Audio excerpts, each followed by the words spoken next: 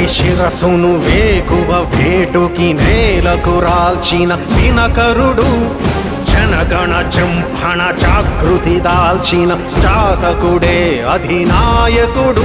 రుధిరాశ్రువు చోరణ ధోరణితో కదిలొచ్చెను వెల్లువలా, కసి కక్షల కత్తుల వంతెనపై శివమెత్తగా వచ్చెను సాంబుడిలా. అదిగో అదిగదిగో నడిచే పిడుగదిగో, అదిగో అదిగదిగో చెడుకే భయమదిగో. శ్రీకర భీకర భూవరమై రణధీరత నింపిన శ్రామికుడు, పగ పగ హింస